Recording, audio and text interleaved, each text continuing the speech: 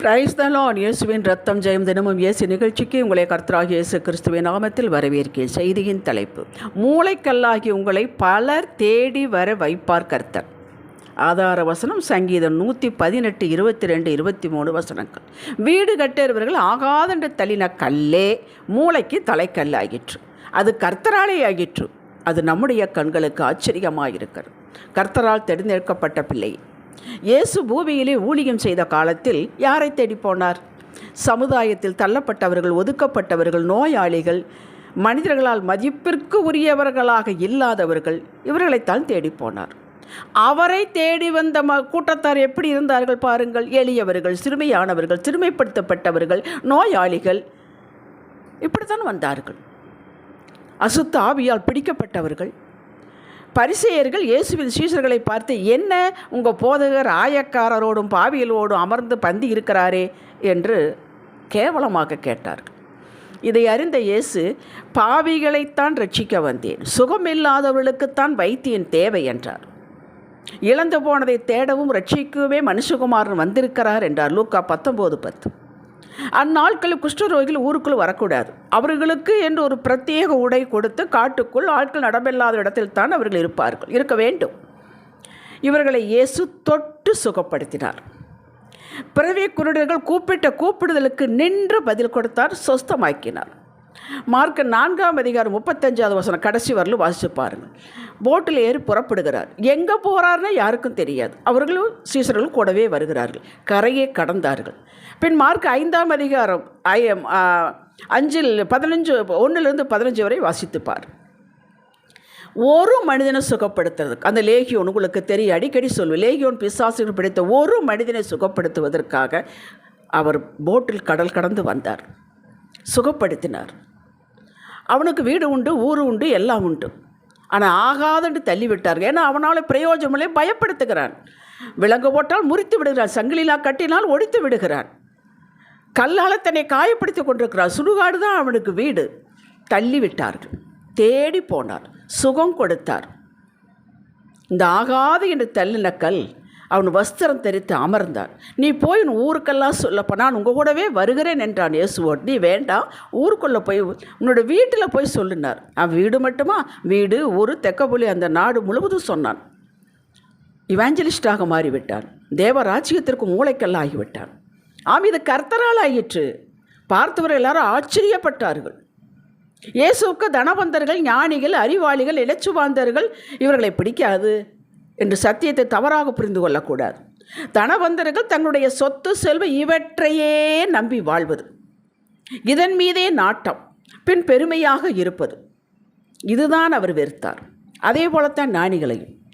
அதனால்தான் 1 கொரிந்தியர் 1:27-28 ஆவியானவர் பதிவு செய்துள்ளார். ஞானிகளை வெட்கப்படுத்தும்படி பைத்தியமானவைகளை தெரிந்து கொண்டார். பலமுள்ளவைகளை வெட்கப்படுத்தும்படி உலகத்தில் பலவீனமானவைகளை தெரிந்து கொண்டார். உள்ளவைகளை அவமாக்கும்படி உலகத்தில் இழிவானைகளையும் இல்லாதவைகளையும் அற்பமாய் எண்ணப்பட்டவர்கள் தெரிந்து கொண்டார். நாம தாங்க இந்த லிஸ்ட்டில் இருக்கிறோம். அப்போஸ்தலர் ஆகும்படி இயேசு தெரிந்து கொண்டவர்களை பாருங்கள். 12 பேரையுடைய பாருங்கள். அவங்களுடைய பயோடேட்டாவில் எடுத்து பாருங்கள். கர்த்தராலே ஆயிற்று. மீன் பிடிக்கிறவர்கள், டேக்ஸ் வாங்குறவர்கள், மதிப்பில்லாதவர்கள், இவர்களைத்தான் எடுத்தார். வீடு கட்டவர்கள் நல்லா பிளான் பண்ணி கல்லை செதுக்கி பக்காவாக போட்டு அனுப்பி வைக்கிறார்கள். அந்த இடத்துக்கு வந்தவுடனே டக்கு டக்குன்னு எடுத்தெல்லாம் அடுக்கிறார்கள். ஒரு கல் பார்த்தா சைஸு சரியே இல்லை, முன்னாடி என்னமோ துருத்திக்கிட்டு தூக்கி எரிஞ்சிட்றாங்க. அப்புறம் எல்லாம் வச்சுக்க மூளைக்கு கல்லே இல்லை. அவங்கள கூப்பிட்டு கேட்கும்போது, இல்லை நான் அனுப்பிட்டமேங்கிறார்கள். அப்புறம் தான் தோணுது, அட நம்ம வேண்டாம் அவனு தள்ளுனமே போய் பார்க்குறார்கள். குப்பைக்குள்ளே கிடக்குது, எடுத்துகிட்டு வந்து வைக்கிறார்கள். பக்காவாக ஃபிட் ஆகுது. அப்படித்தான் இப்படித்தாங்க நாமும் திருமண வீட்டில் ஒரு ஃபங்க்ஷனில், ஃபேமிலி ஃபங்க்ஷனில் பார்த்தீங்கன்னா நம்மளை யாருன்னே தெரியாத போல் நிற்பார்கள். என்னவோ பைபிளை தூக்கி கொண்டு சர்ச்சுக்கு போகிறாங்க, ஒரு மாற்றத்தையும் காணும். அவர்களை பொறுத்தவரை மாற்றம் என்பது, சின்ன வீடு கட்டியிருந்தார்கள், இப்போ பெரிய வீட்டில் இருக்கிறாங்க. சைக்கிளில் போயிட்டு இருந்தாங்க, இப்போ பெரிய காரில் வர்றாங்க. பிள்ளைகளாக பெரிய பெரிய காலேஜில் இந்த மாற்றத்தை தான் அவர்கள் மாற்றம் என்கிறார்கள். பொருளாதார மாற்றத்தை மட்டும்தான் மாற்றம் என்கிறார்கள். அற்பமாய் ஒரு புல்லை பார்ப்பது போல நம்மளை பார்த்தார்கள். நீங்கள் இப்படி பார்க்கப்பட்டவர்களாக, ஒதுக்கப்பட்டவராக இருந்தால் ஸ்தோத்திரம் சொல்லுங்கள். உங்களைத்தான் பரலோகம் பார்த்து கொண்டிருக்கிறது. எதற்கு? எப்பொழுது எப்படி மூளைக்கல்லாக வைக்கலாம் என்று. உங்களை ஒருவர் கையிலும் கையேந்த விட மாட்டார். கர்த்தரை பார்த்து பழக்கப்பட்டு அவர் நேர் கையை நீட்டி தூக்கி ஆராதித்த உங்களை அந்த கரத்தை ஒரு மனிதன் முகத்தையோ கரத்தையோ தருவார்களா, உதவுவார்களா என்று பார்க்க விடவே மாட்டார். இது உறுதி. இந்த ஆகாது என்று தள்ளின கல்லாகி நீங்களும் நானும் தான் அவருடைய கட்டளைக்கு நிலைக்கு ஜெபிக்க, அந்த ஆகாது தள்ளினார்கள் பார்த்தார்களா, அவர்களுக்கு ஜெபிக்க, பரிந்து பேசி ஜெபிக்க கர்த்தர் நம்மளை வைப்பார். அது ஒரு நாள் வரும். அது அவர்களுக்கு இப்போ தெரியவில்லை. இது நம்மால் அல்ல, கர்த்தரால் ஆகிறது.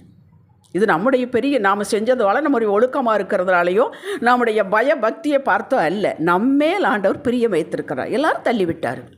நாம் அமைதியாக இருக்கிறோம், கர்த்தரையே பார்த்து கொண்டிருக்கிறோம். எப்படிங்க உங்கள் பிள்ளைகள் இவ்வளோ ஒழுக்கமாக இருக்கிறார்கள், எப்படி இப்படி சூப்பராக படிக்கிறார்கள் என்று ஒரு நாள் நம்மை பார்த்தவர்கள் கேட்பார்கள். இதற்கு நாங்கள் என்ன செய்ய வேண்டும் என்று நம்மளை கேட்கார்கள். அந்த நாள் வெகு தூரத்தில் இல்லை. ஆண்டவர் மாறி ரட்சிக்கப்படுவதற்கு நாங்கள் என்ன செய்ய வேண்டும் கேட்பார்கள் உங்களை பார்த்து. அன்றும் தேவ அன்பிலால் நாம் கட்டப்பட்டவர்களாய் மிகுந்த ஜாக்கிரதையோடு, தேவ அன்பு ஒருவரையும் புறம்பே தள்ளாது. நம்முடைய தகப்பன் பாரபட்சமற்றவர் என்பதை அறிந்து தாழ்மையோடு சத்தியத்தை சொல்ல ஆயத்தமாக வேண்டும். ஆயத்தமாகிக் கொள்ளுங்கள். உங்கள் குடும்பத்திற்கு, இனத்திற்கு, ஊருக்கே உங்கள் மூலம்தான் விடுதலை, ரட்சிப்பு. அவர்கள் பணம், அந்தஸ்து அது அவர்களுக்கே உதவாது. உங்களுடைய ஜெபம் அவர்களுக்கு விடுதலை கொடுக்கும், சமாதானத்தை பெற்றுத்தரும். ஆயத்தமாகிக் கொள்ளுங்கள். சரீர பிரச்சனை, சண்டை, புரியாத போராட்டம் என்றவுடன் இந்த மூளைக்கல்லாகி உங்களையேத்தான் தேடுவார்கள். தாவீதை யோசித்து பாருங்கள். வீட்டில் ஃபங்க்ஷன் நடக்குது, சீனியர் பாஸ்டர் வந்திருக்கிறார், எல்லாம் நடக்குது. அவனை கூப்பிடக்கூட இல்லை. வீட்டில் ஒரு ஃபங்க்ஷன் நடக்குது, வாப்பான்னு கூட சொல்லலை. அந்த தள்ளப்பட்ட கல்லைத்தானே கொண்டு வந்து அபிஷேகம் பண்ணினார். ரூத் மோவாபிய ஸ்திரீ. 10 தலைமுறைக்கு சபிக்கப்பட்ட தேசம் அது, உள்ளே வரக்கூடாது என்று யூதர்கள் தொடமாட்டார். அவளைத்தானே கொண்டு வந்து அட்டவணையில் சேர்த்தார். அவள் இருக்க பிடித்து கொண்டார் தேவனை. ராகாப் வேசிங்க. யோசுவா 2ஆம் அதிகாரத்தை எடுத்து வாசிச்சுப்பார். அவளை கொண்டு வந்தார் அல்லவா. யோசேப்பு. எல்லாருக்கும் இந்த கதை தெரியும். தனிநாடு சகோதரர்கள், சொப்பனக்கார வர்றா, இவனை கொன்று விடலாம், அப்புறம் எப்படி இவன் சொப்பனம் பழிக்கணும் பார்க்கலாம், இவன் போயிட்டானா அப்பா நம்மளை நேசிப்பார் என்று அவனை தள்ளினார்கள். இவன் தானே ஒரு நாள் சாப்பாடு போட்டான். அந்த கல்லு தானே இவனை ஆதரித்தது. அவன் இல்லாவிட்டால் மடிந்து போயிருப்பார்கள். 2 ராஜாக்கள் 9, 10, 11ஆம் அதிகாரத்தில் உங்களுக்கு டைம் இருக்கும்போது வாசித்துப்பார். அதில் யெகூ என்பவனை பற்றி பேசப்படும். அவனுடைய தாய் முறையாக இவனை பெறவில்லை. அதற்காக எல்லாம் சேர்ந்து அவனை எப்படி பேசியிருப்பார்கள். துரத்தி விட்டார்கள், போய்விட்டான். இவனைத்தான் ராஜாவாக அபிஷேகம் வேண்டும் என்று கர்த்தர் எலியாவுக்கு சொல்லியிருந்தால் எலியா பண்ணவில்லை, எலிசாவும் பண்ணவில்லை. ஒரு சாதாரண ஒரு பாஸ்டர், ஒரு தீர்க்கதரிசியை கொண்டு அபிஷேகம் பண்ணினார்கள். இவனை கொண்டு ஆண்டவருக்கு பிரியமில்லாத அந்த இஸ்ரவேலின் ராஜாவை ஆகாபின் குடும்பத்தை வேறு இருக்க வைத்தார். தோப்புகளை தகர்த்தான், எல்லாவற்றை தகர்த்து போட்டான். மூளைக்கல்லானான். அது கர்த்தராலே ஆயிற்று. பிரியமானவர்களே, வேதத்தை சுமக்கிற உங்களை கர்த்தர் சுமப்பார். விருதாவாக நீங்கள் தேடவில்லை, சகலத்திற்கும் பதில் கொடுப்பார். அவரே உங்களுக்கு வழியாக இருந்து, ஆலோசனையாக இருந்து, செயலாக ஆற்ற வைத்து, நீங்களும் எவரையும் அறியாத பாதை, நீங்களும் யாரும் ஒருத்தருக்கு புரியாது நீங்கள் நடக்கிற பாதை, அப்படி நடத்தி உயர்த்தி மேன்மைப்படுத்தி கர்த்தரை தேடுவர்களுக்கு ஒரு குறைவும் எப்போது வராது என்பதை உங்களை சுற்றி இருப்பவர்களுக்கு காண்பிப்பார். உங்களை மூளைக்கல்லாக வைத்து காண்பிப்பார். இவர்களுக்கு கர்த்தர் பெரிய காரியங்களை செய்தார் என்று அவர்கள் உங்களை பார்த்து சொல்லுவார்கள். பெரிய பெரிய பர்வதங்கள், பணவளம், அந்தஸ்து, பதவி, இந்த பர்வதங்கள் எல்லாம் ஒரு நாளில் உங்களுக்கு முன்பாக சமபூமியாக்கி விடுவார். ஒன்றுமில்லாமல் போய்விடுவார்கள். அவர்கள் நம்பினது அவர்களுக்கே உதவாது. அப்போதும் கர்த்தருக்கு நாம் மகிமையை செலுத்தி தாழ்மையோடு இருக்க நாம் பழகிக்கொள்ள வேண்டும். அல்லேலூயா. ஜெபிக்கலாம். தகப்பனே, நீர் எங்களை எப்படி வைத்தாலும் சரி, எங்கே வைத்தாலும் சரி, உமது நாமத்தை மகிமைப்படுத்தும் மக்களாகவே வைப்பீராக. இந்த கிருபை எங்களுக்கு எப்போது வேண்டும் ஐயா. நீர் எங்களுக்கு நன்மை செய்வீர். அந்த நன்மை நீர் மகிழ வேண்டும், உங்கள் நாமம் உயர்த்தப்பட வேண்டும், உங்களுக்கு அது புகழ்ச்சியாக இருக்க வேண்டும். இயேசுவின் நாமத்தில் பிதாவே, ஆமேன். இன்றைய சிந்தனைக்கு அடியாளை கர்த்தர் கையில் இருக்கிறேன். அவர் பயன்படுத்தும் கருவியாகவே எப்போது இருக்க விரும்புகிறேன். ஆமேன். ஹல்லேலூயா.